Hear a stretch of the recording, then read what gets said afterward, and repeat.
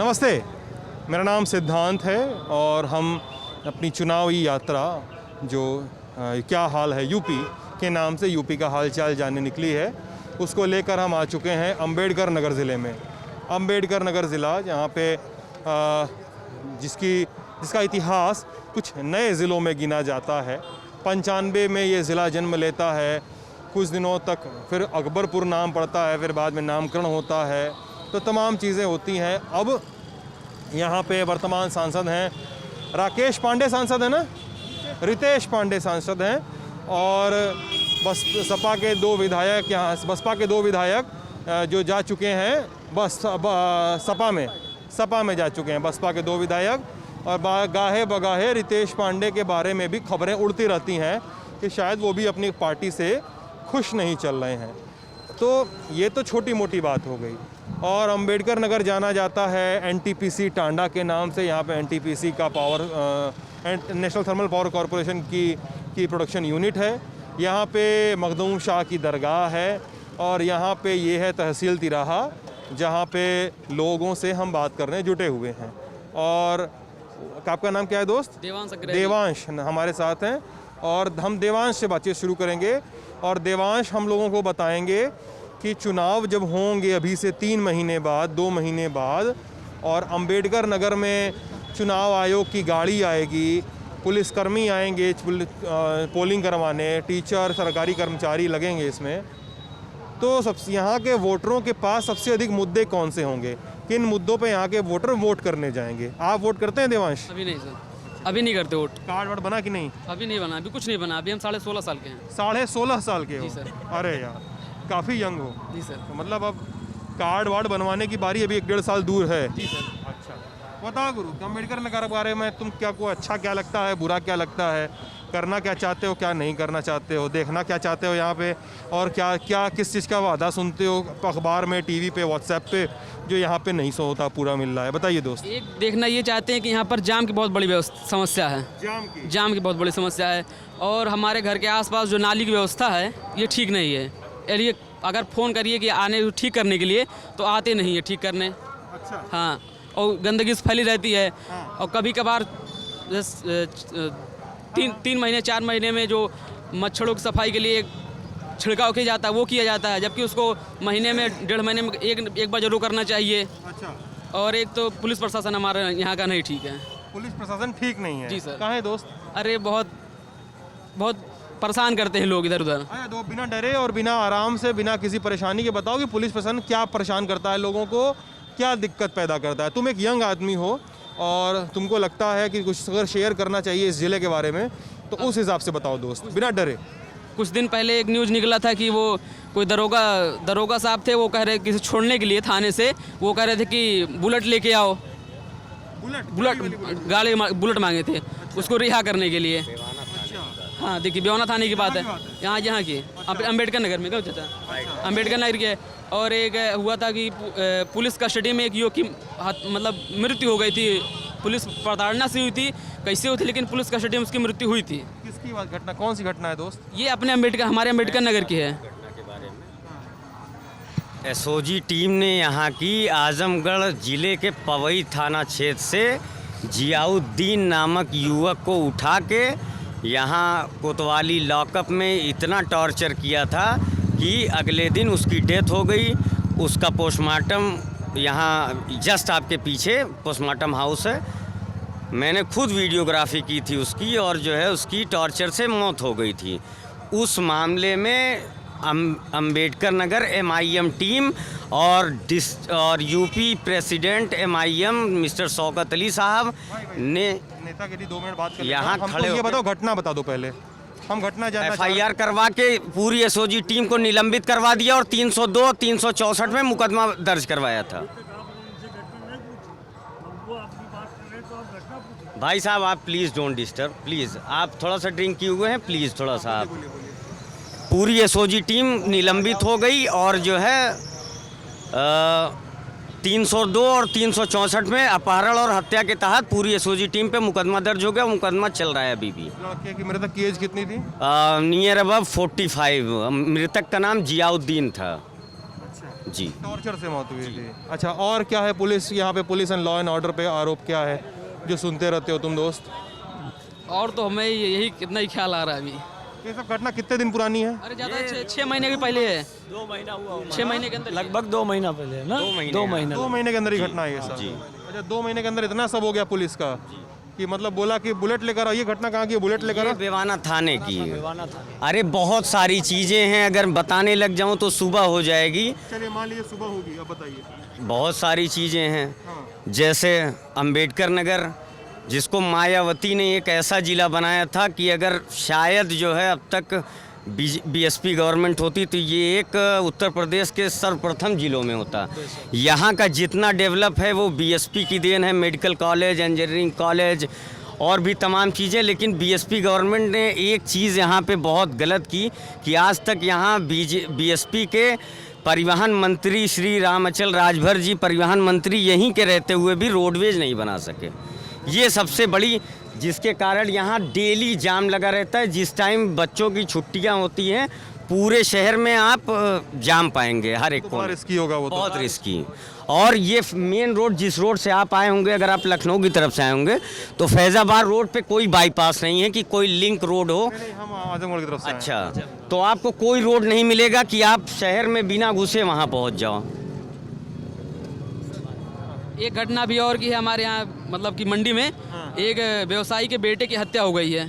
अच्छा। हाँ, उसमें भी बहुत समस्या होता, सब जाम उम लगा था, बहुत लोग मतलब धरना उरना दिए थे, उसमें कोतवाल भी सब थोड़ा समस्या में ज़्यादा थी। खुल के हम बोलना नहीं चाहते, हमको ठीक नहीं लग रहा खुल के बोलना इतना। खुल के बोलो यार, क्या किससे डर लग रहा है? घर पे तो बताए हो ना कि यहाँ पे आए हो? नहीं। अच्छा, घर पे नहीं बताया। आते हैं। हाँ बताओ। वो सारा कांड मेरे सामने हुआ था, मैं बता रहा हूँ। बताओ जी। वहाँ जब व्यवसायी मूलचंद जायसवाल विधानसभा प्रत्याशी अकबरपुर, आम आदमी पार्टी से विधानसभा प्रत्याशी अकबरपुर, तो वहाँ जो व्यवसायी के पुत्र की हत्या हुई थी उसी के दोस्तों ने किया था। ठीक है, व्यवसायी पुत्र की जो हत्या हुई थी दोस्तों ने घर से बुला के उसकी हत्या की गई थी। और जिस दिन हत्या हुई थी पुलिस को सारी रिकवरी मालूम थी, लेकिन उन्होंने 3 दिन तक ये बात छुपाए रखा। लास्ट दिन जब उसका लाश यहाँ नदी में मिला था, उस समय भी यहाँ ना भाजपा सपा बसपा कोई नेता नहीं दिखाई पड़ा था, सिर्फ मैं अकेले आया था। मैं अकेले आके उसकी लाश निकलवाया, यहाँ पोस्टमार्टम हुआ था, उसके बाद मैंने पूरा यहाँ जाम लगवाया था। तब तक कोतवाल साहब ने कहा मुझको कोई जानकारी नहीं, जब तक यहाँ पैसे के लेन देन का सारा खेल हो चुका था, करोड़ों रुपए की लेन देन का खेल हो चुका था। कोतवाल साहब अपने आप को साफ करने में लगे हुए थे। घटना है ये करीब 1 महीना हो गया। 1 महीने पहले ये सारी घटनाएं 2-3 महीने के अंदर की हैं। अच्छा उस समय कोई नेता या कोई भी पार्टी का कोई सदस्य नहीं दिखाई दिया, मात्र अकेला मैं यहाँ पूरा जाम लगाया। 2 बजे तक मैं यहाँ रहा था और उसके बाद यहाँ जब पोस्टमार्टम हो गया तो मैं चला गया था। जी भाई, तुम 16 साल 16.5 साल के हो दोस्त, और तुम कितना कंफर्टेबल है बात करने में, कैमरे में बात करने में, बता देना मुझे। तुम जहाँ में बात नहीं कर पाओगे मुझे टोक देना, मैं तुमसे बातचीत नहीं करूँगा। लेकिन तुम बात कर रहे हो तो मुझे लगता है कि तुम एक यंग इंसान हो, और हम लोग बूढ़े लोगों से या अधेड़ उम्र के लोगों से या परिपक्व हो चुके वोटरों से, नेताओं से बहुत बात करते हैं। हमें यंग लोग बहुत कम मिलते हैं जिनके बारे में लगता है कि यार ये पढ़ रहे हैं, अभी ये लोग पढ़ेंगे या ये लोग कुछ काम कर रहे हैं और ये लोग कुछ बदलने की इच्छा रखते हैं। इनका अपने देश को, अपने विधायक को, अपने सांसद को लेकर अलग किस्म का सपना है। तो तुम दोस्त बता रहे हो कि लॉ एंड ऑर्डर की सिचुएशन यहाँ पे थोड़ी सी ख़राब है, और अब हमको ये जानना है कि लॉ एंड ऑर्डर इतनी ख़राब है सिचुएशन, तो सुधरेगी कैसे वो दिक्कत को सुधारा कैसे जाएगा? क्या किया जाए कि लॉ एंड ऑर्डर ठीक हो जाए? क्या कोई नेता लाया जाए? क्या कोई अधिकारी बदला जाए? सरकार बदली जाए? या सरकार की जवाबदेही तय की जाए? क्या तरीका क्या हो सकता है तुम्हारे हिसाब से सरकार दोस्त? तो ठीक है, सरकार ठीक है। है। अच्छा, अब अधिकारी नहीं ठीक है तो बात अलग है। ठीक है, कानून व्यवस्था कमजोर है यहाँ की। कानून व्यवस्था कमजोर है, सरकार ठीक है। हाँ, अच्छा, कानून व्यवस्था तब कैसे सुधरेगी? किससे पूछे हम सवाल ये जाके कि हमें देवांश मिले थे अंबेडकर नगर में, वो बोलते हैं कि कानून व्यवस्था ख़राब है, सरकार ठीक है, तो हम सरकार से तो पूछ नहीं पाएंगे। कुछ मामले में ठीक है, जैसे अपराधियों का एनकाउंटर हो गया, इन सब मामलों में ठीक है, वसूलीकरण मामले में ठीक है। अच्छा। लेकिन अब जो कुछ अधिकारी हैं जो नौकरशाह थोड़ा मंचले टाइप में हो गए हैं। मंचले टाइप? हाँ, अच्छा, यही सब घटनाएं हैं। अधिकारी मंचले टाइप में हो गए, सरकार की भी बात नहीं सुन रहे हैं। हाँ, अच्छा, यानी सरकार जो करवाना चाहिए नहीं कर रहा, आप भी कह रहे हैं सरकार ठीक चल रही है। नहीं, सरकार नहीं ठीक है, क्योंकि शिक्षा के मामले में और इलाज के मामले में सभी फेल। हमारे चाचा जी हैं, हाँ। अभी वो टीचर बने हैं, अभी कुछ टाइम पहले, मतलब 1-2 महीना हुआ है, उनकी सुल्तानपुर में ज्वाइनिंग हुई है, तो एक पैसा उनसे घूस नहीं लिया गया है और निष्पक्ष भर्ती हुई है। और हमारे घर के बगल एक हैं, उनके भी नाम नहीं ले चाहूँगा मैं, उनके भी बेटे का टीचर में नौकरी लगना था 2017 के पहले, मतलब कि योगी सरकार के पहले 4 लाख रुपए उनसे घूस मांगा गया था। अब बताइए, हमारे चाचा जी का खुद हुआ निष्पक्ष, हम इसके खुद गवाह हैं, 1 रुपये घूस नहीं लिया, ना नकल 1 पैसा हुआ है, हम खुद इसके गवाह हैं। अब भर्ती लेट आ रही है, इसकी दिक्कत हो सकती है, जनसंख्या इतनी ज़्यादा है, भर्ती कम आ रही है, होगी, अब हो जा लीक होता है पेपर, कहते हैं सरकार लीक, सरकार कैसे लीक करा रही है? अब सरकार वहाँ बैठ के थोड़ी सबको पकड़ के लेके चल तुम पेपर दो, अब ना तुम पेपर दो, बीच में जो लोग हैं पकड़े जा रहे हैं, सब किनारे हो रहे हैं, अपने जेल में जा रहे हैं। लोग बताते हैं यार, सरकार पे सवाल उठा रहे हैं कि यार सरकार इसलिए पेपर लीक करवाती है। लोग ये बोलते हैं कि भाई सरकार को किसी को ज्वाइनिंग नहीं देना है, भर्ती नहीं करवाना है। ये हाँ, हमारे साथ एक मामला हुआ था। इनको सुनते हैं फिर तुमसे जवाब। हाँ बोलो दोस्त, क्या नाम है? एक भर्ती थी, संचित चतुर्वेदी नाम है हमारा। संचित, हाँ चतुर्वेदी। 2015 हम मौके पर टीचर हैं, बेसिक में, बेसिक एजुकेशन में टीचर। बताइए दोस्त। तो ये 2015 की भर्ती थी, अधीनस्थ से आई थी, लोअर करके थी। तो उसका हमने रिटर्न दिया था, इंटरव्यू दिया था, और इंटरव्यू के बाद हमारा उसमें नहीं हुआ, क्योंकि अब बताए भी क्यों नहीं हुआ, कितना नंबर आपका है या कट ऑफ मेरिट कितनी गई है, ये सब कुछ वो बताए नहीं। तो हमने RTI डाल के 1.5 साल में इंफॉर्मेशन इकट्ठा, क्योंकि पेपर हमारा बहुत अच्छा गया था। फिर उसके बाद जब RTI से पता चला कि हमारे 287 एक कट ऑफ गई थी और हमारे नंबर 292 थे। फिर उसके बाद हमने यहाँ से ऊपर होने के बाद भी नहीं गया। हाँ, मेरा नहीं हुआ था। फिर उसके बाद हमने माननीय उच्च न्यायालय में अपील की। फिर उसके बाद आदेश आया, उसके बाद भी नहीं हुआ। फिर उसके बाद COC हमने फाइल की, कंटेम्प्ट फाइल किया। उसके बाद जाके हमको दूसरे डिपार्टमेंट में नौकरी दी उन्होंने, रेशम विकास विभाग में हम कार्यरत रहे। वहाँ करीब 1.5 साल काम किए। फिर अपना इधर ये होम डिस्ट्रिक्ट था, यहाँ बेसिक एजुकेशन में हमारा हो गया। फिर उसके बाद 69,000 भर्ती में फिर इससे चले आए। 2015 में तुम्हारे साथ शुरू हुआ ऐसा? हाँ, और ये हमको 2015 से नियुक्ति मिलते मतलब ये जो भी अपना गड़बड़ किए, और हमको मतलब इनकी वजह से 4 साल करीब बेरोजगार रहना पड़ा। हमको जाके 2019 में नियुक्ति मिली थी, जून में, माननीय न्यायालय के आदेश के बाद। वो भी कोर्ट के इंटरवेंशन के बाद? बिल्कुल। और बीच में जो भी सरकार थी, जिस भी पार्टी की थी, उससे मतलब नहीं, कोई सुन नहीं रहा था बस। नहीं, सरकार कैसे मतलब नहीं रह जाता ना। फिर कोर्ट में जब मामला चला गया तो ये सरकार क्या कर सकती है। हालांकि इनकी सरकार जब भी आई तो उन्होंने हमको दूसरे डिपार्टमेंट में नौकरी दी, क्योंकि हम कट ऑफ से ऊपर थे। लेकिन अखिलेश सरकार जब थी, उसने हमारा मतलब नंबर ऊपर होते हुए भी हमको बाहर रखा था, ये किया था। मतलब एकदम सीधे इस तरीके से किया था, ऐसा कोई नहीं करता है। सवाल है। हाँ दोस्त बताइए। लगभग अभी 70 से 72 साल देश को आज़ाद हुए हो गया, ठीक है। जो व्यवस्थाएं बदलनी चाहिए तो अभी भी हम सड़क, परचम अब्बास नाम हमारा। परचम अब्बास जी। क्या करते हैं परचम? मैं छात्र हूँ। छात्र हैं, क्या जी, पढ़ते हैं? BCom कर रहा हूँ अभी। जी बताइए। जी सर, सबसे बड़ी समस्या ये है कि लगभग 70 साल से ऊपर हो गया हमारा देश आज़ाद हुए। आज भी हम शिक्षा, स्वास्थ्य और अस्पताल ये सबके मुद्दे पर लड़ रहे हैं, इससे ऊपर उठ नहीं पा रहे हैं। क्या कारण है जिससे सत्ता बदलती है, व्यवस्था परिवर्तन नहीं हो पा रहा? ये मेरा सवाल है। यार इसमें तो मतलब नागरिकों की थोड़ी सी दिक्कत है ना। विधायक हम लोगों के यहाँ शादी में न्योता काटने आएंगे, ठीक है, सारी रात को आएंगे, अभी चल रहा है सीजन शादी ब्याह का। विधायक लोग या विधायक प्रत्याशी सब आता है इस समय न्योता देने, शादी ब्याह में, तेरही में आएगा, भोज में आएगा, बर्थडे मुंडन सब में आएगा। हाँ, और हम लोग विधायक जी के साथ फोटो खिंचवा के खाली हो जाते हैं। विधायक जी के यहाँ हमारा फाइल टंगा हुआ है, वो नहीं तक पास हुआ, हमारे लोग नहीं पूछते हैं। मुद्दा है सरकारी अस्पताल है, जाके देख लीजिए क्या व्यवस्था है। एक अगर आदमी को सही इलाज चाहिए तो लखनऊ भागा हुआ जाता है, प्राइवेट डॉक्टर को दिखाता है। अच्छी शिक्षा चाहिए अगर गरीब बच्चों को, तो सरकारी अस्पताल के जो सरकारी स्कूल के हालात हैं वो आप देख लीजिए, तो आदमी कैसे बढ़ेगा इससे आगे। ये सब समस्याएं हैं, इसको कैसे खत्म किया जा सकता है। आपको शिक्षा पे बोल रहे थे भाई साहब, किनारे हट जाइएगा सर। आपको शिक्षा पे और स्वास्थ्य पे बोल रहे थे, क्या नाम है आपका, फिर से बता दीजिए। मूलचंद जायसवाल, विधानसभा प्रत्याशी आम आदमी, अकबरपुर। मैं यही कह रहा था कि यहाँ की शिक्षा व्यवस्था इतनी बदतर है जो सरकार के हाथ से निकल चुकी है, और वो कितनी भी कोशिश करें उसको सुधार नहीं सकती, क्योंकि उनके टीचर ही ऐसे हैं कि जो सर्विस पाए हुए हैं, सर्विस कहीं और करते हैं, उनके स्थान पे कोई और पढ़ाता है। ये सारे स्कूलों में इतनी परेशानियां हैं, वहाँ सिर्फ वही बच्चे पढ़ते हैं जिसके माँ बाप फीस देने में वो है थोड़ा, ठीक है, जो दे नहीं पाते हैं। बाकी वहाँ बड़े घर के बच्चे नहीं आते, क्योंकि किसी भी स्कूल में आप प्राइमरी स्कूल में जाइए, वहाँ एक बच्चा मिलेगा या 2 बच्चे मिलेंगे, ज़्यादा से ज़्यादा 20 बच्चे मिलेंगे।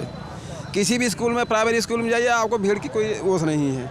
शिक्षा का स्तर इतना गिर चुका है जिसका योगी जी अगर सुधारना भी चाहें तो यहाँ के टीचर लोग सुधरने नहीं देंगे उस चीज़ को। जी अच्छा, योगी जी सुधारना भी चाहें तो नहीं सुधरने देंगे। तो किसकी दिक्कत है? सरकार की दिक्कत है कि टीचरों की सरकार दिक्कत? की कमी है, क्योंकि सरकार उन पर कड़ाई नहीं बरत रही है। अगर सही से बदलाव करना चाहे तो देखिए उन्होंने जैसे दिल्ली में अरविंद केजरीवाल जी ने करके दिखाया, जो शिक्षा का स्तर बदला है, जो एजुकेशन है, जो अस्पताल है, बदलाव आया। क्या बदल दिया है? जो शिक्षा का स्तर बदला है, जो शिक्षक नहीं पढ़ा रहे थे सही से, उनको बाहर फॉरेन भेजा पढ़ने के लिए, सही से पढ़ के आते बच्चों को सही शिक्षा देंगे, उनको बढ़िया क्वालिटी से पढ़ाएंगे। केजरीवाल जी अपने स्कूल में घुसने नहीं देते हैं ललन टॉप की टीम को। कौन कह रहा है? चलिए आप हमारे साथ, आप ये देखिए, ये हमारे साथ चलिए। देखो गुरु, ये जो बंदा है, ये इसके पास बहुत सारे सवाल हैं और इसने मुझसे बोला है, जेरी इनका नाम है, ये कुछ सवाल पूछेंगे और इनके हिस्से का पहला सवाल तो हम ही पूछ दे रहे हैं कि ये और हमारे दोस्त सौरभ त्रिपाठी गए थे दिल्ली के स्कूलों पर रिपोर्ट करने और दिल्ली के स्कूलों में उनको घुसना ही नहीं दिया गया।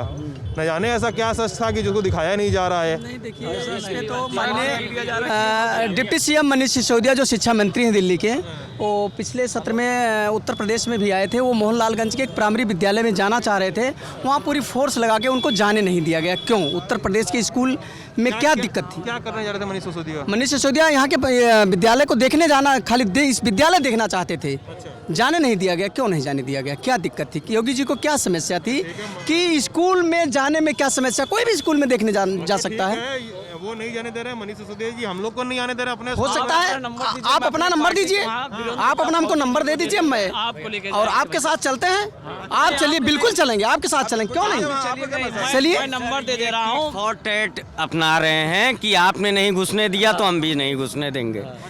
कुल मिला के ना ये गवर्नमेंट अच्छी ना वो गवर्नमेंट अच्छी, सब अपना अपना मतलब निकाल रहे हैं, सत्ता की मलाई काट रहे हैं, योगी जी भी और केजरीवाल जी भी। ठीक है सर, केजरीवाल जी मुसलमानों के एरिए में शराब खाने खुलवा रहे हैं और उसके बाद जो है जहाँ स्कूल की ज़रूरत थी वहाँ शराब खाने खुलवा रहे हैं, जहाँ शराब खाने की ज़रूरत थी वहाँ जो है स्कूल खोल रहे हैं। ये कुल मिला के दिल्ली की अगर बात करें तो वैसे बात इस टाइम यूपी की करनी चाहिए, क्योंकि माहौल यहाँ का गर्म है चुनावी। बात हम दिल्ली की कर रहे हैं, लेकिन दोस्त आम आदमी पार्टी वाले तो दिल्ली का एग्जाम्पल लेकर आएंगे ना। सर, आम आदमी पार्टी दिल्ली में भी पूरी तरह फेल है। वो एक लहर थी कि वो जीत गए। आम आदमी पार्टी क्या है, जस्ट वेट, अभी मैं अपनी बात पूरी कर लूँगा तो आप करिएगा। Aam Aadmi Party is the second BJP, I think so. Second BJP? अच्छा, because of BJP is hard Hindutva and Aam Aadmi Party is the soft Hindutva. Soft Hindutva Aam Aadmi party, क्यों? इसलिए कि केजरीवाल जी जो विकास और शिक्षा और अस्पताल की बात करके सत्ता में आए थे, सत्ता में आने के बाद वो अयोध्या जी के लिए ट्रेन चला रहे हैं, अजमेर के लिए ट्रेन चला रहे हैं। ये क्या बात हुई? आप जिस चीज़ का वादा करके आए थे वो करिए। आपकी नानी ने मना किया था कि जो है राम जी के लिए नहीं कुछ, ये आप पलट के आ गए कि जो है आप वहाँ जो है अयोध्या के दर्शन करिए, ट्रेन फ्री में जाके वहाँ फ़ोटो। कुल मिला के इस पूरे चुनावी सीजन में कौन कितना ज़्यादा बड़ा हिंदू है ये साबित करने पे लगे हैं। उसमें केजरीवाल, अखिलेश यादव, राहुल गांधी सब अपने आप में लगे हुए हैं। राहुल गांधी और अखिलेश यादव भी लगे हुए हैं। बिल्कुल श्योर। अखिलेश यादव तो मेरे ख्याल से इस टाइम अगर मैं समझ सकता हूं तो मैं नरेंद्र मोदी से ज़्यादा एंटी मुस्लिम अखिलेश यादव को समझता हूं। नरेंद्र मोदी तो कहीं ना कहीं मुसलमान नाम ले लेते हैं, अखिलेश यादव तो लफ्ज़ मुसलमान लेने से कतराते हैं कि कहीं हिंदू वोट कट न जाए उनसे और मेरी सरकार सत्ता में आने से रह न जाए। क्योंकि हमेशा उन्होंने उत्तर प्रदेश के 20% मुसलमानों की वोट को बेवा का माल समझ के लिया और दिया कुछ नहीं। हमेशा मुसलमानों की 20% वोट लूट के ली और उसके बाद उनके मंत्री विधायक फॉर्चूनर एंडीवर से चले। उसके बाद मियाँ जी को एक प्लेट अफ्तारी और एक मुशायरा और ई रिक्शा थमा दिया। और अब की बार जब से ओवैसी आ गए तब से उनकी जो है एकदम सिट्टी पिट्टी गुम है कि अब क्या करें, अब तो मुसलमान भागा चला जा रहा है। इसके लिए 20 बार ओवैसी साहब की पार्टी के लोग गए गठबंधन के लिए। इनको डर है कि हमारी सत्ता की जो मेन सबसे मजबूत कंधा है मुसलमान उत्तर प्रदेश का, 4 करोड़ मुसलमान कहीं खसक न जाए, इसके डर से उन्होंने गठबंधन में शामिल नहीं किया। उन्होंने 2% के जाटों को, 7% यादवों को, 11% दलितों को, ओम प्रकाश राजभर को, सबको शामिल कर लिया। सब आओ सनम जाओ सनम। लेकिन मुसलमानों की पार्टी जैसे ही जो है प्रतिनिधित्व करने वाली MIM गई, उन्होंने मना कर दिया। अच्छा, दोस्त आपका नाम क्या है? Saddam Hussain, Saddam. District vice president MIM Ambedkar Nagar. ठीक है। कोई पार्टी भाई साहब किसी धर्म की होती है, मैं बेकार है मुसलमानों की जो एक है सेकंड वो- मैं पूछ लूं भाई, एक सेकंड भाई, अगर भाई एक सेकंड भाई सद्दाम जी, मेरा एक सवाल है आपसे। ये सवाल आपके ही कमेंट से उपज रहा है।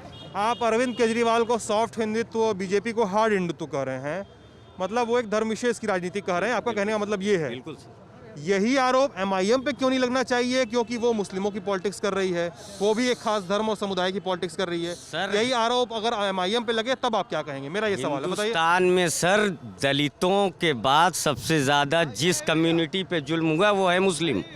हर तरह से उसको शिक्षा में पीछे किया गया, स्वास्थ्य में पीछे किया गया, एजुकेशन में पीछे किया गया। जी यस, कांग्रेस ने किया, सपा ने किया, बसपा ने किया। जितने भी सो कॉल्ड सेकुलर पार्टीज थी, इन्होंने मुस्लिमों का वोट तो लिया लेकिन इनके लिए कभी कुछ नहीं किया। और जिन्होंने करने की कोशिश भी की तो उनको फट से दबा दिया गया।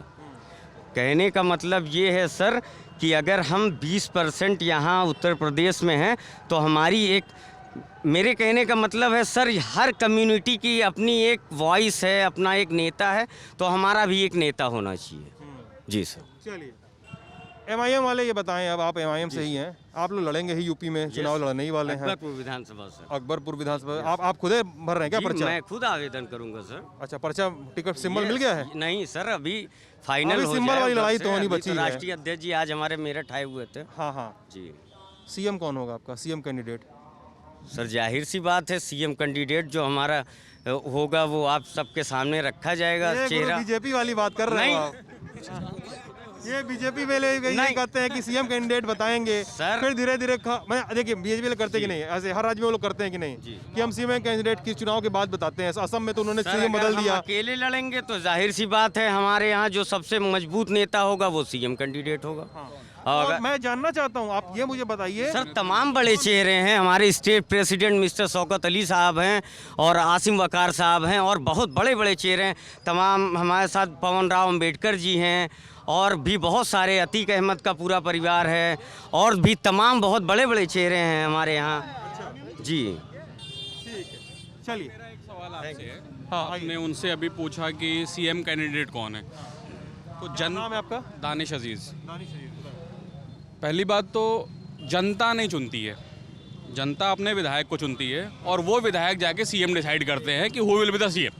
अभी आप CM कैंडिडेट पूछ के कि you are representing a personality जो शो करने जा रहा है कि भाई जैसा आज अभी लोगों ने बताया, किसी ने हिंदू की बात करी, किसी ने मुस्लिम की बात करी, अभी फिर लोगों ने विकास का भी मुद्दा उठाया, राइट। अभी आप CM कैंडिडेट आपने एक रिप्रेजेंट कर दिया, उसके बाद उस चेहरे पे लोगों ने चुनाव लड़ा धर्म के नाम पे, मंदिर के नाम पे, मस्जिद के नाम पे। फिर आप डेवलपमेंट नहीं एक्सपेक्ट कर सकते गवर्नमेंट से, राइट। अभी कोरोना में लोगों की डेथ हुई, लोग ऑक्सीजन सिलेंडर की कमी से मर गए। वहाँ पे जब आपने ऑलरेडी वोट ही अपना जो है मंदिर के नाम पे दे रखा है, धर्म के नाम पे दे रखा है, तो आप काहे का डेवलपमेंट एक्सपेक्ट करते हैं गवर्नमेंट से? गलती यहाँ पे गवर्नमेंट की नहीं है, गलती इस जनता की है कि आप जो है वोट किस मुद्दे पे कर रहे हैं। एजेंडा क्या है गवर्नमेंट का, आपने वो एजेंडा कभी देखा नहीं। मतलब मैं कोई हिंदू मुस्लिम लेके नहीं जा रहा, बस अनबायस तरीके से कि आपका सवाल वोटर से है कि वोटर्स ने किस एजेंडे पे वोट किया और उनको डिलीवरी क्या किस चीज़ की हो रही है। आप ये कह रहे हैं। हाँ बोलिए, क्या बोल रहे हैं? हम ये कह रहे हैं कि अगर जैसे वो कह रहे हैं कि इनका नहीं प्रतिनिधित्व, तो क्या कोई जैसे कहीं जाते हैं कह रहे हैं कि मुसलमान पीछे हो गए, तो मुसलमान क्या सरकारी स्कूल में पढ़ने जाते हैं उनको रोज रोकता है? क्या वो सरकारी अस्पताल में जाते हैं कोई रोकता है? किसी कोई भर्ती आती है, फार्म भरते हैं, कोई रोकता है? नहीं वो बात वो नहीं। देखो पर्टिकुलर घटना पे ना जाओ। पर्टिकुलर घटना हर जगह नहीं पर्टिकुलर घटना हर जगह होगी, हर देश में होगी, हर देश में, हर काल में, हर समय में। कितने मुसलमान यहाँ पर पहले पूरी बात कहो। मैं ये कह रहा हूँ कि स्कूल में जाता है कोई रोकता है, अस्पताल में जाता है कोई रोकता है, और आप आगे बढ़ो ना, आप आगे बढ़ो क्यों? कोई रोक थोड़ी ना रहा है आपको, बिल्कुल आगे। दूसरी बात कहा कि उन्होंने जो है दिल्ली के एजुकेशन की बात की, तो कहे कि यहाँ के एक भाई साहब थे, कहे कि यहाँ के टीचर नहीं पढ़ाते हैं। तो ये सवाल है, दिल्ली में क्या ऐसा तो नहीं किया ना केजरीवाल सरकार, अगर उसने बढ़िया किया वहाँ के सारे टीचर हटा के दूसरे भर लिए? टीचर वही थे, स्कूल वही था, स्टाफ वही था, यही सब तो था। तो यहाँ भी टीचर हैं, स्टाफ है, सब कुछ है, तो चेंजिंग लाए ना, क्या दिक्कत है? तो मैं कहना चाहता हूँ जो कह रहे हैं शिक्षा वाली बात कि इस कॉलेजों में बच्चे कम हैं, बच्चे हैं लेकिन कुछ कॉलेजों में गए हैं। लेकिन जैसे अगर एक ज़िले का कोई भी अधिकारी अगर अपने बच्चे को वहाँ भेजता है, उस स्कूल की स्थिति टीचर सब अच्छे हैं, टीचर सब अच्छे हैं और जाते भी हैं। जब से योगी सरकार आई है, योगी सरकार मतलब ना बात नहीं चाहता योगी सरकार की, लेकिन जो टीचर हैं सब अच्छे समय पे जाते हैं, अच्छे पढ़े लिखे टीचर हैं। अगर कोई भी अधिकारी अपने बच्चे को उसमें डाल दे, मतलब कि सरकार को नियम लगाना चाहिए, जो भी अधिकारी है उसका एक बच्चा सरकारी स्कूल में जरूर पढ़े। अगर वहाँ पढ़ेगा, इसको स्थिति बदल जाती है एकदम से, सब टीचर एकदम लाइन पे आते हैं। और अंकल जी कह रहे हैं जो संख्या नहीं है, संख्या है। जो दोहरी शिक्षा नीति है, प्राइवेट स्कूल और सरकारी स्कूल जब तक रहेंगे। ये तो फीस की बात है। राजेंद्र वर्मा जी बताएं। अगर प्राइवेट स्कूल सरकारी स्कूल दोनों रहेंगे तो संभव नहीं है। तब कैसे करें? संभव का मतलब यह है कि अगर सरकारी विद्यालय चल रहे हैं तो प्राइवेट की कोई आवश्यकता नहीं है। अगर प्राइवेट ही चलाना है तो सरकारी ही बंद कर दो। एक तरफ वहाँ सरकार का पैसा भी जा रहा है और दूसरे शिक्षा भी बढ़िया नहीं मिल रही है। तो नियत की कमी है। जो प्रदेश जो प्रदेश की सरकार है, अगर सरकार में क्षमता अच्छी होती, जो हमारे अध्यापक प्राइमरी स्कूल में पढ़ाते हैं ये अच्छी से अच्छी शिक्षा देंगे।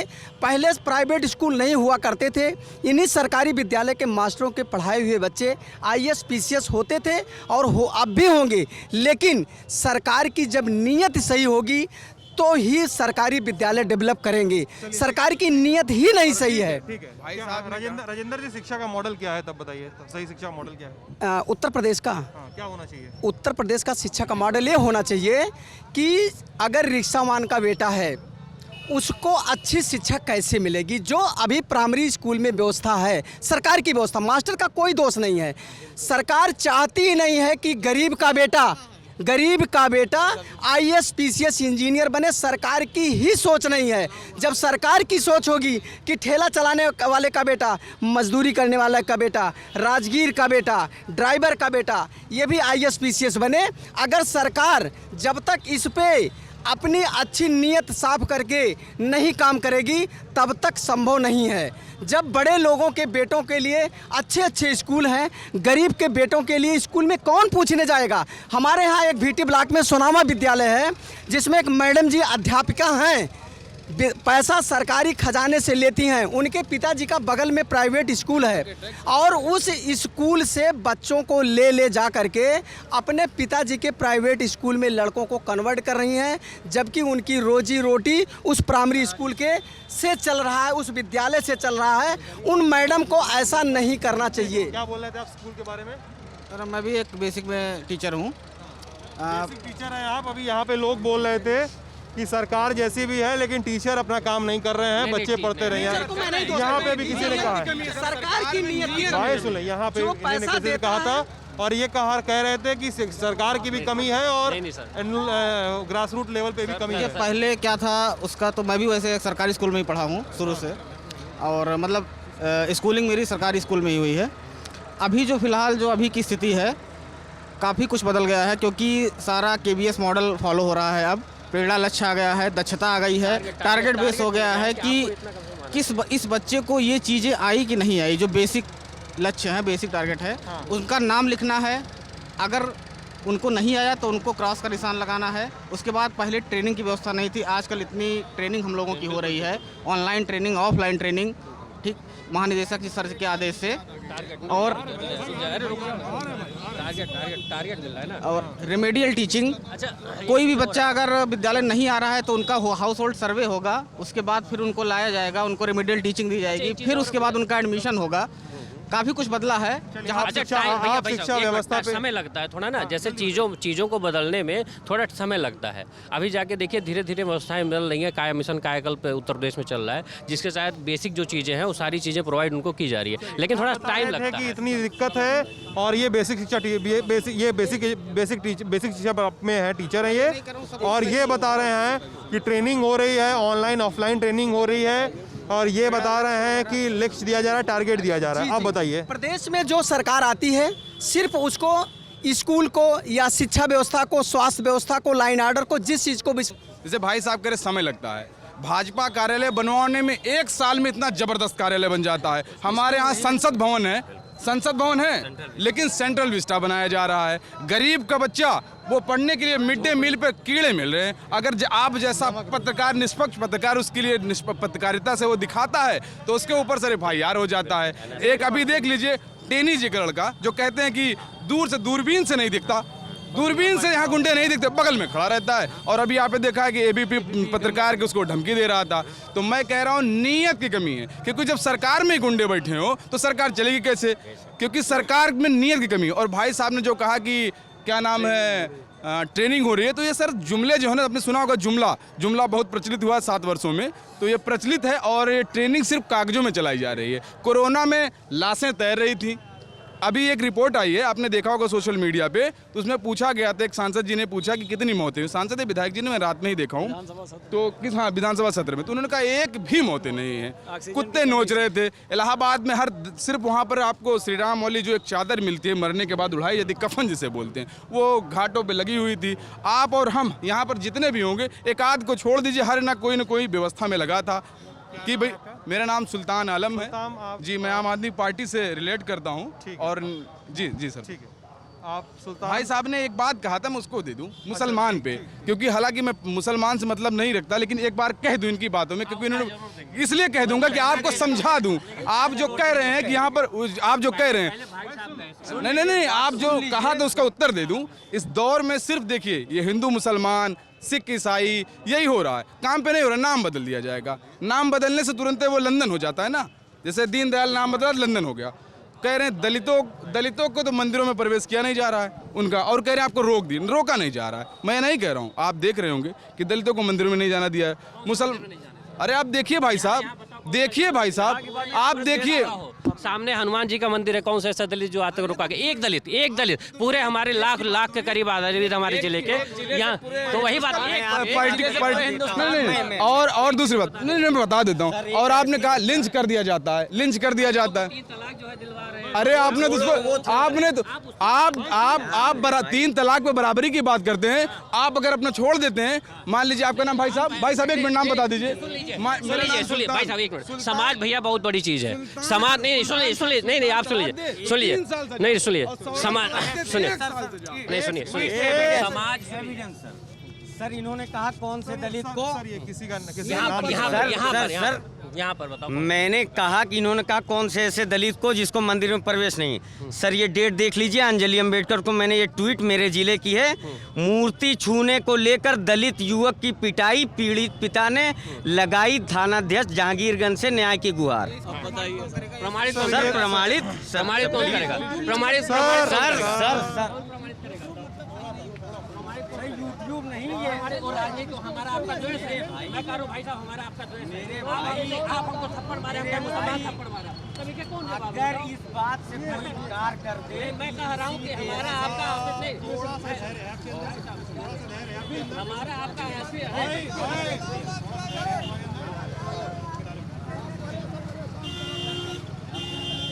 थोड़ा सा गैप बना लीजिए।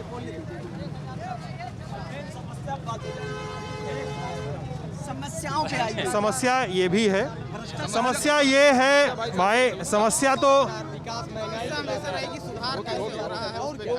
सवाल मेरा आप लोगों से भी है, 1 सेकंड। समस्या सब कुछ है, समस्या ये भी है कि हम लोग थोड़ा धैर्य से, सुन लीजिए, अगर आपको नारा लगाना है तो प्लीज चले जाइए यहाँ से, समझिए, ठीक है।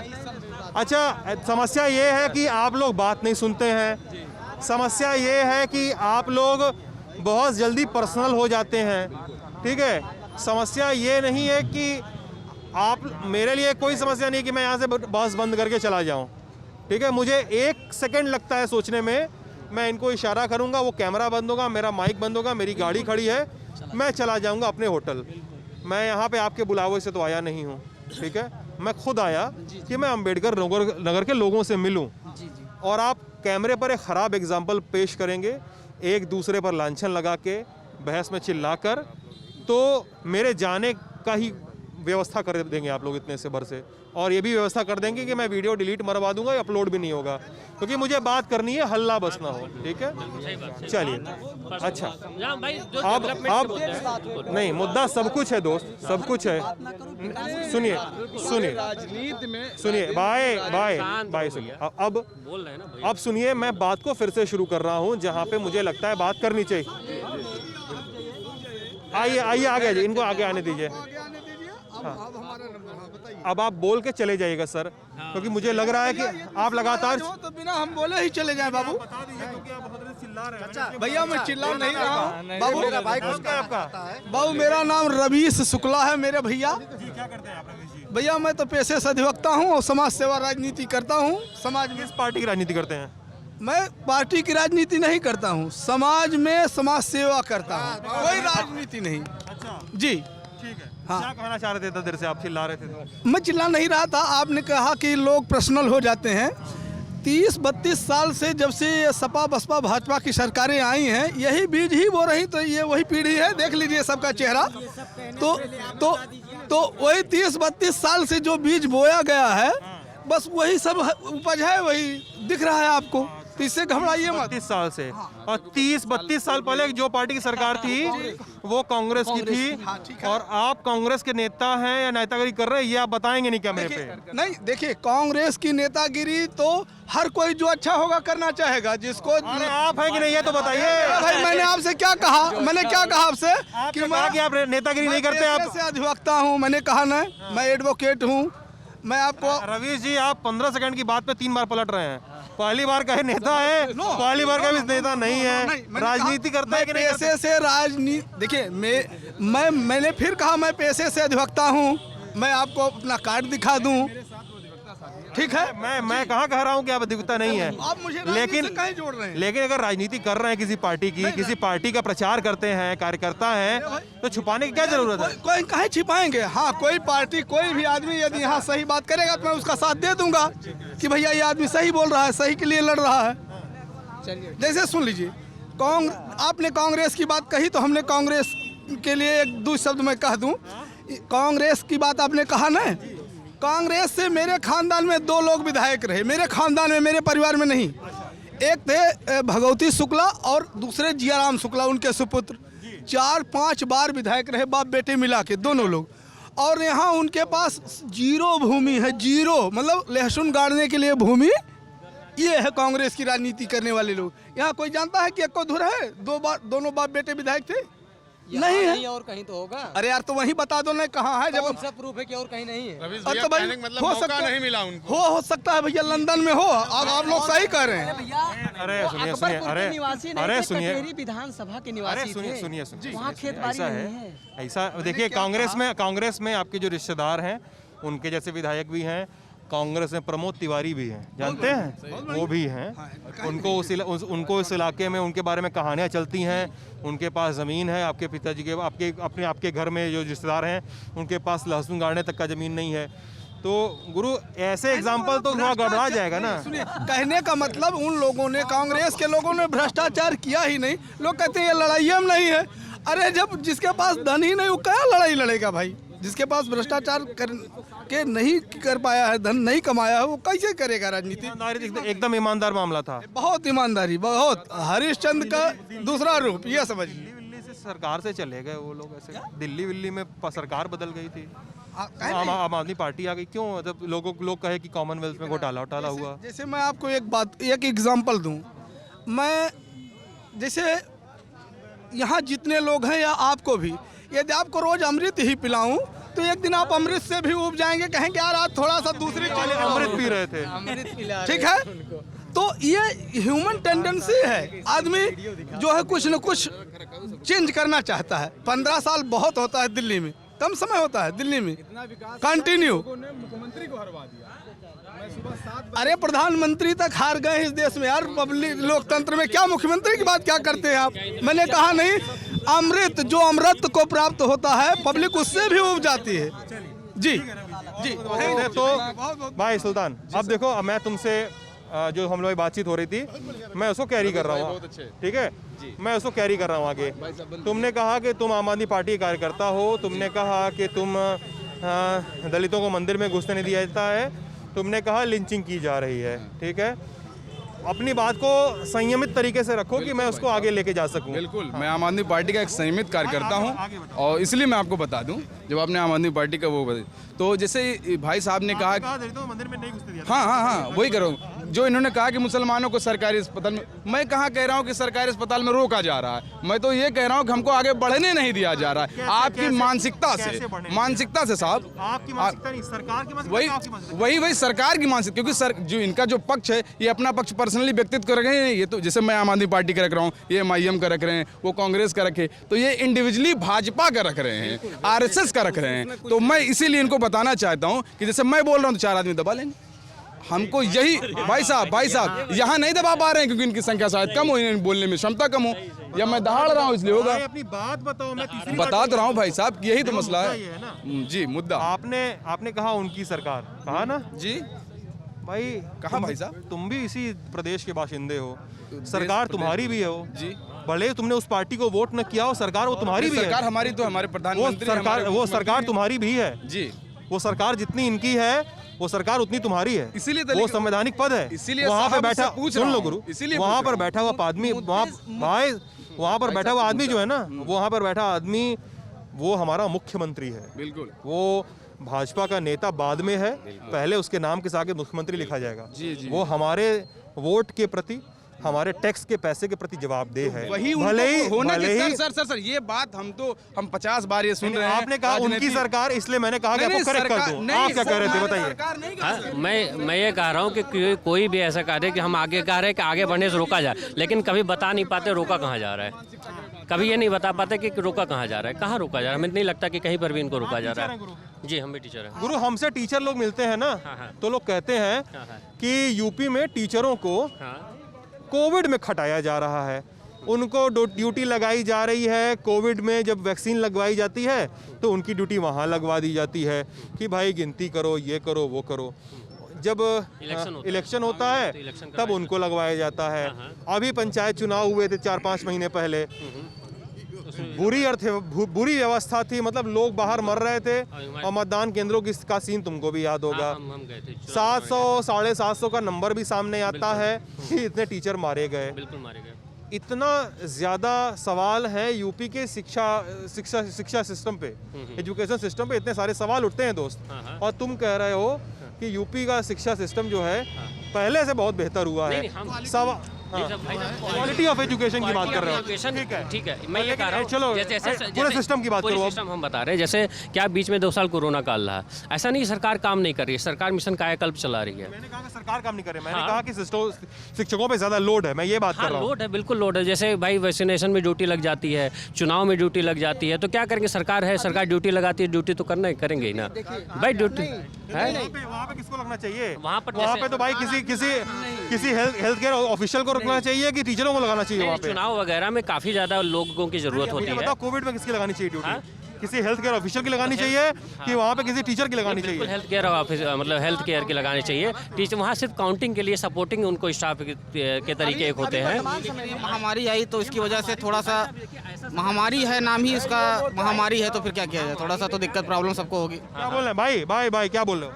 मैं ये कह रहा हूँ कि जो सरकार के, आलोक सिंह नाम मेरा जी, मैं ये कह रहा हूँ कि जो भी टीचर हैं या जो भी सरकार कहाँ से आदमी लाए? हम ही आप सरकार है ना, हमारे आपके बीच से ही तो आदमी निकल के आएंगे, जो भी चाहे स्टाफ होगा, चाहे जहाँ का भी होगा, ठीक है। तो उसी तरीके सरकार ने सपोर्ट में लगाया, और इतनी बड़ी महामारी थी, कोई भी ऐसा XYZ कोई भी आदमी था, इवन बाहर का, अंदर का, या चाहे जिस पार्टी का था, सब लोगों ने मिल करके सपोर्ट किया और अपना भी किया। ऐसा नहीं कि सरकार का सपोर्ट किया है, सरकार का काम नहीं था, पूरे राष्ट्र का काम था। कोविड तो सबको हो रहा था, किसी को देख करके, जाति धर्म पार्टी या मजहब देख करके तो हो नहीं रहा था। तो इसमें तो, और ये भारतीय जनता पार्टी जैसी सरकार थी कि इतने बड़े आपातकालीन स्थिति को इसने बहुत अच्छी तरीके से संजोया, कि मैनेज किया, कि लोगों को अन्न दिया, राशन दिया। अभी कहा जा रहा है कि ऑक्सीजन की कमी से कोई मौत नहीं हुई जी, तो नहीं हुई ना ऑक्सीजन कमी से मौत। की भी मौत नहीं देखिए, सरकार की तरफ नहीं शिक्षक की मौत या ये तो एक जांच का विषय है। भाई भाई भाई देखो भाई भाई भाई देखो ये कैसे आप भाई कंफर्म कर सकते भाई हैं? क्या नाम है तुम्हारा, भूल गया? आलोक जी। आलोक आलोक गुरु यार, कोविड में रिपोर्टिंग करने हम भी निकले थे, जी ठीक है, और हमारे और दोस्त भी निकले थे। जी, मैंने सामने देखा है लोगों को तड़पते हुए। कोविड में हम भी भाई समाज भाई, सेवा करने सुन लो निकले थे। गुरु, मैंने सामने लोगों को देखा है तड़पते हुए, मैंने सामने लोगों को देखा है कि ऑक्सीजन नहीं मिल रहा है। और मैं गुरु मैं सुन लो गुरु, मैं लोगों के लिए मैं फ़ोन पे मैसेज पे ऑक्सीजन सिलेंडर का जुगाड़ किया है मैंने दूर दूर के इलाकों में कि भाई इनको ऑक्सीजन मिल जाए, ठीक है।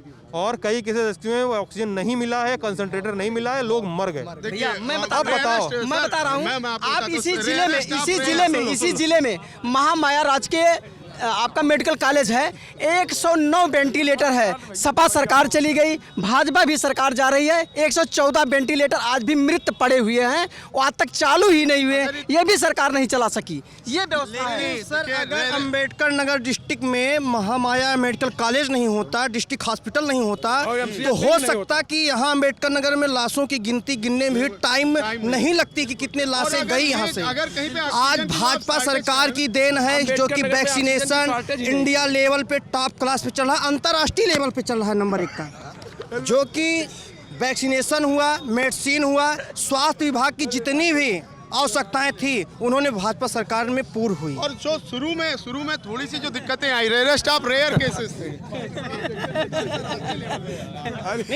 बताइए जो चीजें मैं ये कह रहा हूँ, आपने कहा ना कोविड में जैसे हुआ क्या, ट्रांसपोर्टेशन के लिए कहीं दिक्कत आई, माननीय प्रधानमंत्री जी ने बाहर से इतना ऑक्सीजन बनाया, माननीय मुख्यमंत्री जी ने यहाँ आपके टांडा में एक विश्वकर्मा का प्लांट है, इवन उसको पूरी तरीके से फ्री कर दिया गया। ये पूरे प्रदेश में सबको फ्री कर, और अरे गए थे वहाँ मैं वहाँ स्वयं था, मैं विश्वकर्मा प्लांट पे गया था, उसमें मैं खुद ऑक्सीजन का प्लांट डालना चाह रहा था, तब मैं उनसे बात की थी। नहीं ऑक्सीजन का प्लांट डालना, मैं बताता हूँ ऑक्सीजन फ्री मिला है। मैं लाइन नहीं शुरुआत में लाइन तो सबको लगाना पड़ा, मैंने ये नहीं कहा भाई, सिंपल सी बात है। स्वास्थ्य व्यवस्था में ऑक्सीमीटर में घोटाला हुआ, बहुत बड़ा 900 रुपए का ऑक्सीमीटर 5-5 हजार का खरीदा गया है। स्वास्थ्य विभाग में उत्तर प्रदेश योगी सरकार में स्वास्थ्य विभाग में जितना घोटाला हुआ, इतना घोटाला देश की आजादी में कभी नहीं हुआ जितना योगी सरकार में घोटाला हुआ स्वास्थ्य विभाग में। सरकार ने घोटाला नहीं किया, मेडिकल स्टोर वालों ने उचित दाम पे बेचा नहीं, जितना जिसने कस पाया उतना कसा। सरकार सब चीजें छोटी छोटी चीजें नहीं ध्यान दे सकता, कुछ ऐसी चीजें होती हैं जिसको हमें आपको भी सहयोग करना पड़ता है। यहीं पे अगर कोई एक्सीडेंट हो जाता है तो पहले फोटो खींचा जाता है, उसको हेल्प नहीं किया जाता है। ये किसकी देन है? सरकार आएगी करेगी, उसको एम्बुलेंस बुलाया जाएगा तब वो हॉस्पिटल जाएगा। आदमी के अंदर मानवता कौन कहता है? कौन कहता है? हमके भाजपा सरकार ही थी जो कि फ्री वैक्सीनेशन करवा दी, और कोई सरकार होती तो करवा ही नहीं पाती। वैक्सीनेशन की आप ये संख्या भी तो देखिए। भाई भाई भाई भाई भाई भाई साहब भाई साहब भाई साहब, इस देश में कुछ भी फ्री नहीं है दोस्त। तुम्हारे हाँ? सुन लो इस देश में कुछ भी फ्री नहीं है। केजरीवाल कह रहे हैं अगर वो बिजली फ्री दे रहे हैं, और अगर सरकार कह रही है कि वो वैक्सीन फ्री में दे रही है, भाई हमसे तुमसे टैक्स लिया जा रहा है। तुम माचिस का डिब्बी लोगे, चाहे कार खरीदोगे, ठीक है, क्या टिकट बुक करोगे, तुम टैक्स दोगे। टैक्स शोषण नहीं है सर, भाई मैं तुमको इकोनॉमी का छोटा सा सिद्धांत बता रहा हूँ। कल ये भाजपा है या ये कोई भी नहीं, ये सारी पार्टी जो भी आएगी उस पर ये लागू होता है। कोई भी सरकार अगर कह रही है कि फ्री है तो भाई एक बार पलट के देख लो तुमसे बगल में लिया क्या जा रहा है, ठीक है। इसमें अगर जितने गरीब रहे हैं, 1500 रुपए की एक वैक्सीन है, कोई भी एक आदमी गरीब कहते कि मैंने 1500 रुपए दे करके लगवाया, तो ये एक अलग बात है कि ये तो व्यवस्थाएं हैं ना, ये तो सरकार की व्यवस्थाएं हैं। गैस सिलेंडर खरीदा भाई साहब, केंद्र सरकार से लोगों ने खरीदा। क्या बोले तो इधर लड़ने दीजिए, हाँ लड़ने दीजिए इधर थोड़ा सा, आप बताइए। हाँ सरकार भाई साहब कह रहे फ्री है, चलिए फ्री है, वो हमारी सरकार थी तो हमको फ्री दी, लेकिन मैं कह रहा हूँ कि नहीं फ्री है। बताओ आपने मैं भी कह रहा हूँ कि सब पहले आपने देखा होगा जब कोरोना का महामारी चल रही थी तो ये हो रहा था कि हमने पैसा जमा करा दिया, आज तक हमको डोजवे नहीं मिल रही है, कोरोना की वैक्सीनें नहीं मिल रही है। और आज एक पूर्वांचल एक्सप्रेस का उद्घाटन होना था तो तो मोदी जी के लिए कम से कम 500-700 हजारों बस वहाँ खड़ी थी, जो भी बसें थी, अब सब वीडियो है। लेकिन वो गरीब मजदूर जो किसान का बच्चा जो बाहर था वो पैदल आ रहा था, तब नहीं था। उस दिन मैं यहीं पे था, मुझे सवारी नहीं मिल रही थी। मैं उसमें क्या लोगों को सरकार ने ही घरों तक पहुंचाया, कोटा के मैं उस समय पिकअप में बैठ के गोसाईगंज गया था, सारी बसें खाली यहाँ से सरकारी बसें जा रही थी। उस दिन मैं फिटनेस नहीं खराब होता। आवाज आप लोग की नहीं आएगी, मेरी आपकी आवाज मेरे कान में नहीं आएगी तो मैं माइक पे इसको रिकॉर्ड नहीं कर पाऊंगा। सुनने दीजिए। 2000 बसें बुक थी यहाँ से अयोध्या अम्बेडकर नगर, सारी बसें, और सारी बसें खाली गई थी लगभग। किसी बस में 2 लोग, किसी बस में 3 लोग, उसका वीडियो भी, उसका फोटो भी है। फिटनेस खराब नहीं होती सर। जब अगर कोई कांग्रेस, मैं नहीं कह रहा हूँ, कांग्रेस अगर कर देगी तो उत्तर प्रदेश में श्रेय ले लेती, इसलिए उसका फिटनेस खराब हो गया। और यहाँ खटारा बसें चलती, 7 घंटा लखनऊ लगता है, तब उसकी फिटनेस सही होती है। और योगी जी, मोदी जी का जब प्रोग्राम होता है तो सारी बसें वहाँ लगा दी जाती हैं, तब फिटनेस नहीं खराब होती और कोई गड़बड़ी नहीं होती। ये नीयत की कमी है सर, मैं कह रहा हूँ नीयत की कमी है। इनको काम करना नहीं आता, प्रशासन चलाना नहीं आता। उनको प्रशासन चलाने के लिए मेरी सलाह है कि कुछ दिन जैसे आम आदमी पार्टी के राष्ट्रीय संयोजक दिल्ली के मुख्यमंत्री अरविंद केजरीवाल शिक्षकों को इंग्लैंड भेजते हैं, विदेशों में ट्रेनिंग करने के लिए भेजते हैं, तो भेजें। यार वहाँ के मेरे साथी जेरी हैं, उनका एक सवाल सुन लो, ये पूछना चाहते हैं बहुत देर से। बताओ जेरी। जब गैर शिक्षक प्रोटेस्ट करते हैं तब भी तो आप लोग नहीं सुनते हैं। गेस्ट शिक्षक वहाँ एक वो मरा था, क्या नाम है उसका? गेस्ट टीचर, सुनो भाई सुनो थोड़ा। गेस्ट टीचर का प्रोटेस्ट और जेरी। और जब केजरीवाल जी जब वहाँ उस पर पहला प्रोटेस्ट जब कर रहे थे अन्ना हजारे के साथ, तब उन्होंने कहा था कि अगर मेरी सरकार बनती है तो मैं गैस टीचर्स को परमानेंट कर दूंगा। आज तक नहीं हुए वो। सर आपको ये लगता है ये नहीं मालूम हुआ है? सर आपको ये जानकारी आपको नहीं है, क्योंकि मैं अन्ना आंदोलन का ही आदमी हूँ। मैं आम आदमी पार्टी नहीं, मैं अन्ना आंदोलन का ही आदमी हूँ यहाँ पर। और आप जैसे भाई साहब ऐसे चौराहे पे खड़े हैं, देख लीजिए। हाँ, तो सुन लीजिए। आपको नहीं, भाई साहब को जवाब देना पड़ेगा ना। ये नहीं, बाद में उसका राजनीतिकरण किया गया। और आम आदमी पार्टी में से मैं ये नहीं कह रहा हूँ, उसके संस्थापक से शुरू करिए डॉक्टर कुमार विश्वास से, जो एक ज्ञानी, मैं ये नहीं कह रहा हूँ, पक्ष विपक्ष की बात नहीं कर रहा हूँ, एक इतना अच्छा व्यक्ति, ठीक है, नहीं वो एक अच्छी बात है। आप ये देखिए कि आम आदमी पार्टी से क्यों, कहाँ, एक चीज बताइए, भारतीय जनता पार्टी का अपना एक मूल सिद्धांत है, उस सिद्धांतों के अनुरूप आज भी वो उस पर हैं, और आज भी अडवाणी जी का वही सम्मान है। टीचर पे बात हो जाए। भाई साहब के आपके जो इनका जवाब दे दूं। जैसे भाई साहब आपने आपके सहयोगी का सवाल था कि गेस्ट टीचरों के बारे में क्या हुआ। गेस्ट टीचरों के बारे में ये हुआ कि एलजी के यहाँ फाइल लटकी रहती है, और आज भी लटकी है। उनका वेतन बढ़ा दिया गया। भाई साहब जानकारी कर लीजिए, कोई वो जानकारी कर लीजिए, जानकारी कर लीजिए। आज भी जब कहते हैं, वो भी तो कहते थे कि हमारी सरकार आएगी तो हम वो कर देंगे। आज दिल्ली में आम आदमी पार्टी के जी, ये बात अरविंद केजरीवाल जाकर प्रोटेस्ट करने वाले टीचरों से क्यों नहीं कहते हैं? टीचर तो प्रोटेस्ट पे बैठे ही हुए हैं। तो सर प्रोटेस्ट यार मतलब तुम यहाँ पे बता रहे हो अम्बेडकर नगर में, दिल्ली में तो ज्यादा आसानी से बताया जा सकता है उन लोगों को। बताया जा रहा है सर ना, किया जा रहा है उनके लिए। जब सामने वाली जो सरकार है, जिनके हस्ताक्षर आपको खुद ही पता होगा, एसीबी जब हमारे पास थी तो हमने क्या करके दिए। अरे वो समझ गए भाई साहब, वो क्या किया। अब क्या होता है सर, ये आप लोग इधर, लेकिन आप लोग का तो सपा से तो बन गया है ना मामला। मेरा कोई मामला नहीं। 403 अभी हमारे यूपी प्रभारी माननीय संजय सिंह ने 403 अनाउंसमेंट हो चुका है, और 170 सीट पर कैंडिडेट घोषित हैं, और कोई व्यवस्था नहीं है। आम आदमी पार्टी किसी से समझौता करके के चुनाव नहीं लड़ेगी। फोटो तो आया था संजय सिंह का? नहीं, कोई फोटो नहीं। क्या बात, कोई फोटो नहीं आया है। अरे भाई साहब सुन लीजिए, संजय सिंह और अखिलेश यादव का फोटो आया था कि साथ चुनाव लड़ने की बात हुई थी। नहीं, कोई चुनाव लड़ने का नहीं है। आम आदमी पार्टी उत्तर प्रदेश में 403 सीट अपने दम पर चुनाव लड़ेगी। और जो आपने कहा केजरीवाल जी ने दिल्ली में ऐतिहासिक काम किया।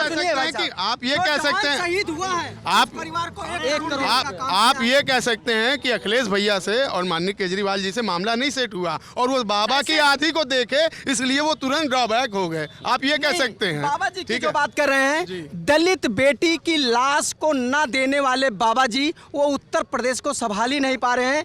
गरीब दलित की बेटी हाथरस में उसकी लाश को जबरदस्ती फोर्स के बल पर जला दिया जा रहा है। ये योगी का शासन है उत्तर प्रदेश में। राज्य मंत्री है किसी भी आप सुनिए किसी भी एक मामले को देखिए, कुछ चीजें ऐसी होती हैं, मैं आपको बताता हूँ, जो सामाजिक परिवेश में जो चीज होती है, हम आप यहाँ हैं, ये प्री प्लान क्राइम नहीं है, कुछ ऐसे क्राइम। भाई देखो, तुम्हारी पार्टी की सरकार है, जिस पार्टी के तुम समर्थक उसकी सरकार है, ठीक है। अब मुद्दा ये है ना, इस बातचीत की शुरुआत हुई थी, इस बातचीत की शुरुआत में एक बच्चा आया था 16 साल का, उसने कहा था 3 महीने के अंदर उसने 3 घटनाएं गिनाई। पुलिस वाले ने एक आदमी को जमानत देने के लिए बोला कि हमको बुलेट लेकर आओ, ठीक है। एक आदमी को कस्टडी में पीट के कथित रूप से मार डाला गया और उसके बाद प्रोटेस्ट वगैरह हुआ और उसका तमाम चीज़ें हुई, पंचनामा वगैरह हुआ, पोस्टमार्टम वगैरह हुआ, FIR भी हुई। तीसरी चीज़ ये हुई थी, क्या घटना थी तीसरी वाली? व्यवसायी के बेटे की हत्या हुई। ये 3 महीने में 3 घटनाएं होती हैं अंबेडकर नगर में। लिस्ट बढ़ा लो, गोरखपुर चले जाओ, मनीष गुप्ता, हाँ, सुन लो गुरु, हाथरस घटना, ठीक है, स्वामी चिन्मयानंद, कुलदीप सेंगर, बुलंदशहर में इंस्पेक्टर की हत्या, सुबोध सिंह, अमित अजय टेनी के बेटे लखीमपुर खीरी। यार पता है, अभी सुन लो, और गुरु इतना का ठीक है, हो गया गुरु जी, बिल्कुल। और सुन तो रहे थे ना, मतलब फिर दोहराना पड़ेगा। ये 5-6 घटनाएं तो बानगी हैं, ठीक है। अब तुम का अब बोल दिया तो गुरु ये 6-7 घटनाएं हैं। तुम कहोगे कि देखिए सरकार ने कार्रवाई की, सवाल है पुलिस पे सवाल ये है कि ये इस दोस्त ने भी कहा कि देवांश नाम है आपका ना, देवांश ने भी कहा कि देखिए प्रशासन टाइट है, दिक्कत पुलिस में है।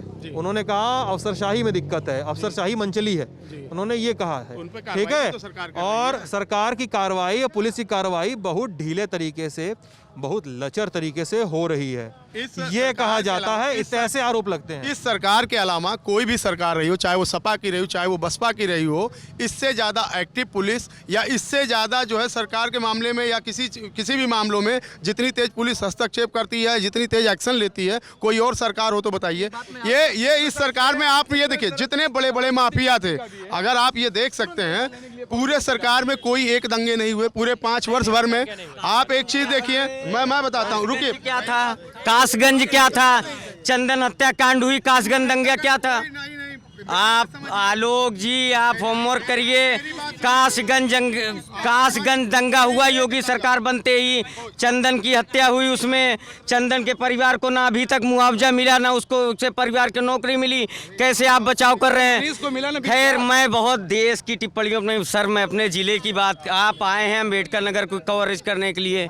सर यहाँ ना सड़कें सही है, ना शिक्षा सही है, ना स्वास्थ्य की सुविधाएँ सही है। सर ये सड़क देख लीजिए आप, सर देख लीजिए सड़क कैसी है बीच में। सर सड़कें ना यहाँ नगर पालिका काम कर रही है, ना विधायिका काम कर रही है, ना सांसद जी काम कर रहे हैं। सर सदर से विधायक है रामचल राजभर, वो परिवहन मंत्री रहते हुए भी 2-3 नगर पालिका चेयरमैन कौन है? सर भाजपा से सरिता गुप्ता हैं। सर देख के विकास हो रहा है। सर मुस्लिम मोहल्लों में नालियाँ नहीं साफ हो रही हैं, रोड नहीं बन रही है। हिंदू मैं एग्जाम्पल दूंगा, खड़े यहीं सबको एविडेंस के साथ में, मेरी बात सुन लेना। एक रोड फैजाबाद नहीं, एक मिनट रुक जाइए। फैजाबाद रोड जो जाती, फैजाबाद रोड सबकी रोड है।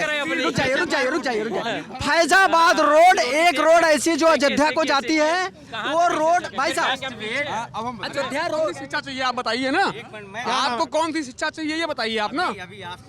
हाँ, आफ्टर इंटरव्यू नहीं, आप अभी कल में बताइए ना। क्या बोल रहे हैं? नहीं, ये कह रहे हैं कि शिक्षा नहीं है, जैसे अम्बेडकर नगर में कौन सी शिक्षा चाहिए इनको, ये बताएं ना। अरे आफ्टर इंटरव्यू फिर वही बात, आप माइक में आप बताइए, इंटरव्यू में बताइए क्या। सर अभी मैं अपनी बात कंप्लीट कर लूं। इधर ले लीजिए सर यहाँ सड़कें, सर यहाँ से एक सेकंड पहले थोड़ा सा आप लोग अपने अपने हाथों को थोड़ा आराम दीजिए। हाँ, मेरा माइक पकड़े खींचना, मेरा जैकेट पकड़े खींचना, कंधा पकड़े खींचना, मैं सुनने वाला नहीं हूँ अगर ये आप करेंगे मेरे साथ, ठीक है। हाँ सर, यहाँ जलालपुर से विधायक थे रितेश पांडे सर, पूरा यहाँ से मालीपुर तक सड़क आप चल नहीं पाएंगे, ठीक है सर। इल्तिफातगंज रोड आज 20 साल से नहीं बनी सर, गलियाँ ऐसी हैं कि गलियों से ज़्यादा खड्डे हैं। मेरे भाई, वो तो बीजेपी गवर्नमेंट की दिक्कत है। आपने शिक्षा की बात किया, नहीं मेरी बात सुनिए, आपने शिक्षा की बात किया। शिक्षा के मामले में अंबेडकर नगर अव्वल है। अंबेडकर नगर से सबसे ज़्यादा पीसीएस निकलते हैं, आईएएस निकलते हैं, मेडिकल कॉलेज है यहाँ पे, इंजीनियरिंग कॉलेज है। भाई क्या नाम है आपका? डॉक्टर प्रवेश वर्मा। क्या करते हैं आप? डेंटिस्ट। मैं डेंटिस्ट हूँ, डेंटल सर्जन भी हूँ। आईएएस पीसीएस जो निकालते हैं अम्बेडकर वाले, जी। अम्बेडकर नगर वाले, सब यहीं रह के निकालते हैं। कहीं भी रह के निकालते। शिक्षा की बात कर रहे हैं ना, यहाँ तो यहाँ से एमबीबीएस भी निकल रहे हैं, यहाँ से एमबीबीएस भी निकल रहे हैं। नहीं यहाँ से तो एमबीबीएस भी निकल रहे हैं ना, यहाँ तो एमबीबीएस भी निकल रहे हैं। वो कोचिंग में ही से कर रहे हैं, एमबीबीएस की कोचिंग नहीं करनी पड़ती है। कोचिंग से क्या मतलब होती है? देखो, सेल्फ निकलते हैं भैया। सुनिए गुरु भाई, सुनिए गुलाम बनने की क्षमता ना हो तो क्या करेगा भाई, मेरी आपको तैयार है यार, हमेशा तैयार है यार। उनकी बात को जाने दो भैया। अम्बेडकर नगर में थोड़ा सा आपको ना, जब आप लोग को बात करना हो तो मैं बीच में खड़ा हूँ ना, तो मुझे बोलिए कि सर आप किनारे निकल जाइए, हम लोग दूसरा सर फोड़ लेते हैं। फिर वो हो जाए तो मैं बीच में आ जाऊंगा, क्योंकि मैं रोज ऐसी बहसें करता हूँ ना, तो मेरा बीपी बढ़ने लगता है कि भाई अब कुछ हो जाएगा मेरे ऊपर। तो गुरु देखो, अब आप बोलोगे कि अंबेडकर नगर की शिक्षा बहुत अच्छी है, बहुत अच्छी है भैया। अरे सवाल आने दो। आप किसी से पूछ लीजिए। अरे नहीं, सवाल तो आपसे ही होगा।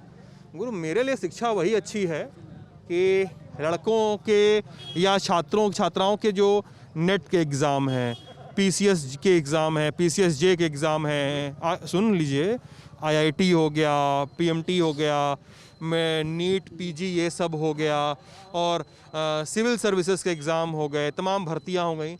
उनके लिए अगर शिक्षा की बात कर रहे हैं, मेरे लिए तो अच्छी शिक्षा व्यवस्था वो है कि भाई हम टैक्स दिए, हमारे टैक्स के पैसे से यहाँ पे डिग्री कॉलेज चल रहा है, वो डिग्री कॉलेज चल रहा है, वहाँ पे इतनी अच्छी पढ़ाई हो रही है कि मुझे टैक्स कि अपने टैक्स के पैसे से पढ़ने के बाद मुझे 5 लाख रुपए कोचिंग में नहीं देना पड़ रहा है।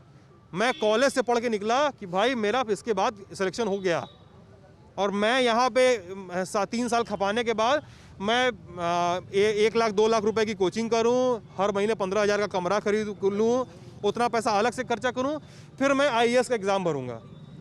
तो अब बताओ यार कि अगर इतनी अच्छी व्यवस्था है तो मैं दिल्ली जाके कोचिंग क्यों करूँ, मैं यहाँ लखनऊ जाके कोचिंग क्यों करूँ, मैं इलाहाबाद में बैठ के पीसीएस की कोचिंग क्यों करूँ?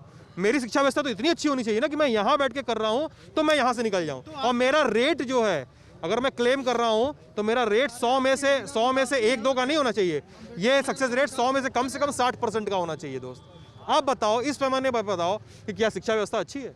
शिक्षा व्यवस्था यहाँ की भैया बहुत अच्छी है, पैमाने पे बताओ। लेकिन ये कहिए आप प्राइवेट कोचिंग सरकार खुलवा दे तो ऐसा तो नहीं होगा। तो हम कहे नहीं, मैंने ये कहा है क्या? खोलने की बात नहीं, मैंने ये कही है। शिक्षा व्यवस्था इतनी अच्छी हो जाए कि इंटर के बाद मैं नीट क्वालिफाई कर जाऊं, मुझे कहीं कोचिंग ना करना पड़े, लखनऊ, इलाहाबाद, कानपुर और राजस्थान, ऐसी व्यवस्था हो। क्योंकि देखो दोस्त, आखिरी बात भाई साहब एमबीबीएस क्वालिफाई कर जाएंगे, भाई साहब की ताकत तो रखिए। भाई साहब सुनिए, मुद्दा है ना, शिक्षा व्यवस्था जो है उसमें सरकार मेडिकल कॉलेज खुलवा सकती है, एकदम सरकार इंजीनियरिंग कॉलेज खुलवा सरकार जो स्कूल चल रहे हैं, सरकार स्कूल खोल दिया है।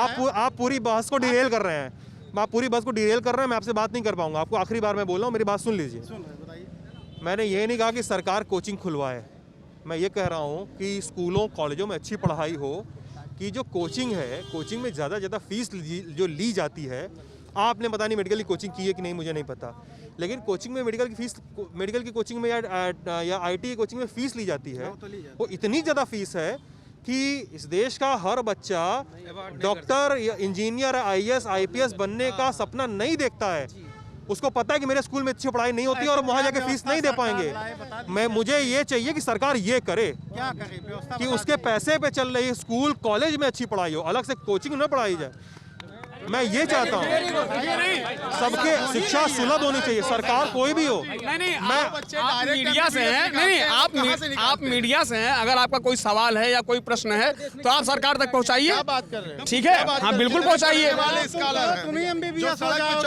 जो चौराहों पर दिन भर नेतागिरी करेगा वो MBBS क्या तैयारी करेगा? MBBS के जो डायरेक्ट सिलेक्शन हो रहे, जो गवर्नमेंट के हो रहे हैं, उनको सरकार पढ़ा रही है कि नहीं पढ़ा रही है? उसकी भी तो एबिलिटी होनी चाहिए। जिसके पास जो बच्चे कमजोर हैं, जो नहीं पढ़ रहे हैं, या जो डोनेशन में जिनको ये लगता है कि मेरे पापा धन्ना सेठ हैं, वो 75 लाख देंगे, मैं MBBS कर लूंगा, मैं डॉक्टर बन जाऊंगा, उनके लिए वो कोचिंग खुले हुए हैं। और जो आज भी पढ़ने वाले हैं, इसी प्राइमरी से पढ़े हुए लड़के SDM DM भी बनते हैं, इसी कॉन्वेंट से पढ़े हुए लड़के इंजीनियर बनते हैं, उसी प्राइमरी से पढ़े हुए लड़के जो IIT तक गए हैं। ठीक है, ये ठीक है। फैकल्टी अच्छी आएगी अगर ट्रांसपेरेंसी से अगर उनका सिलेक्शन होगा तो अपने आप फैकल्टी अच्छी हो जाएगी, हाई स्कूल इंटर सब जगह अच्छे, अच्छा एजुकेशन अच्छी हो जाएगी। गवर्नमेंट टीचर हैं, चलिए, तो फैकल्टी अच्छी होनी चाहिए, ट्रांसपेरेंसी होनी चाहिए, सब चीज़ें अच्छी होनी चाहिए। थोड़ा भ्रष्टाचार और महंगाई भी बात हो जाए। हाँ भाई, मतलब भ्रष्टाचार महंगाई ये सभी मेन मुद्दे हैं। एक चीज़ मैं बताना चाहता हूँ कि इसी अकबरपुर तहसील से ये इसी से भाई बोलना क्या है, जल्दी बताओ, फिर मुझे वीडियो खत्म भी करना है। नहीं, जैसे सर महंगाई 2 गुना हो गई है हर एक चीज़ में। जो गैस सिलेंडर 400 साढ़े 400 का मिलता था, आज 1000 रुपये के आसपास है। पेट्रोल डीजल जो 60-65 का था, आज 100 के आसपास हो गया है। सभी चीज़ों में महंगाई 2 गुना हो गई है। अकबर महंगाई एक ग्रोथ करती है। जब आज जिस आप 400 सिलेंडर की बात कर रहे हैं, आज के 10 साल पहले आपके पिताजी कितनी तनख्वाह पाते थे, या लोग कितनी तनख्वाह महंगाई बढ़ी है तो महंगाई दर बढ़ी है, भत्ते बढ़े हैं, DA बढ़ा है, सब कुछ बढ़ा है। बिल्कुल आप देखिए 1987 में अस्पताल में लेने जाते थे 400 रुपये मिलती थी। हम जाते थे 5 किलोमीटर 10 किलोमीटर दूर गैस लेने जाते थे और वहाँ लाइन लगाते थे, रात पहुँचे गैस ख़त्म हो गई तो हमें गैस मिलती नहीं थी। 2 दिन जाते थे, 1 दिन की मजदूरी हुई 500 रुपये और 2 दिन की मजदूरी हुई 1000। हमारा आने जाने का पेट्रोल का कन्वेंस खर्चा वो सब हम जोड़ लेते तो पहले वही 1500 रुपया पेट्रोल वो पड़ता था वो, और टेंशन अलग रहती थी। आज की डेट में हमको टेंशन नहीं है, हम बुक करते हैं, सिलेंडर हमारे घर पे पहुंच जाता है। तो हमें वो चाहिए, सुकून चाहिए, ना कि टेंशन चाहिए। अरे ठीक है, लेकिन आदमी अफोर्ड कर सकता है। गैस भराना बंद कर दिया है। गरीब आदमी उज्ज्वला योजना वाला इस समय लकड़ी तोड़ने पर लगा है। और ऐसा कोई भी घर आप नहीं दिखा सकते हैं, कुर्सी बन के घर पे ऐसा कोई टैलेंट ऑफ यूपी पे बातचीत देख रहे थे, शुक्रिया।